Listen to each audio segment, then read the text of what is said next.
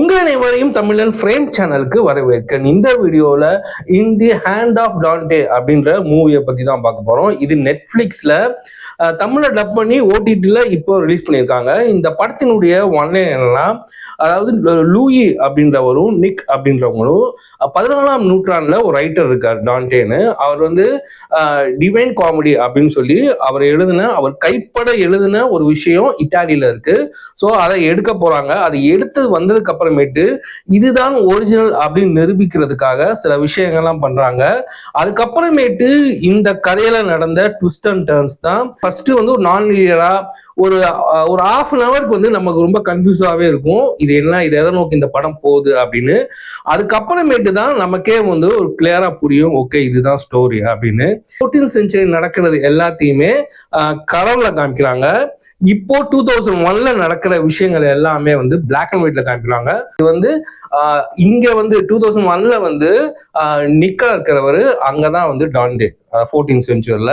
இங்க வந்து லூயியா இருக்கிறவர், லூயி வந்து இங்க 2001ல வந்து அவருக்கு வந்து ஒரு ஓப்பனிங் சீன் வச்சிருப்பாங்க. ஸோ வந்து அந்த கேரக்டர் வந்து இவ்வளவு கொடூரமான ஒரு கேரக்டரா அப்படின்னு காமிக்கிற மாதிரியான அந்த சீன் வந்து சூப்பராக கிரியேட் பண்ணியிருந்தாங்க.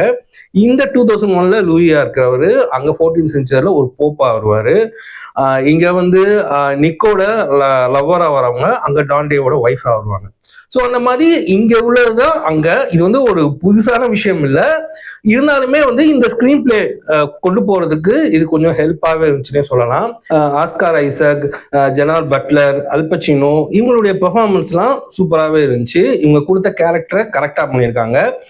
இதுல வந்து டெக்னிக்கலாவே வந்து ஒரு நல்ல அட்டம்ப்ட்னே சொல்லலாம். விஎஃப்எக்ஸ் ஆகட்டும், சவுண்ட் எஃபெக்ட்ஸ் ஆகட்டும், கேமரா, மியூசிக், இது எல்லாமே சூப்பராகவே இந்த படத்துக்கு அமைஞ்சிருக்கு.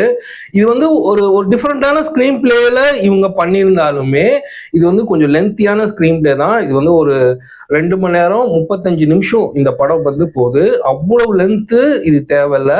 கமர்ஷியலான ஃபிலிம் கிடையாது. இது வந்து பெரிய ட்விஸ்ட் அண்ட் டர்ன்ஸ்லாம் இருக்காது. அப்படியே ராவா அப்படியே போகும்.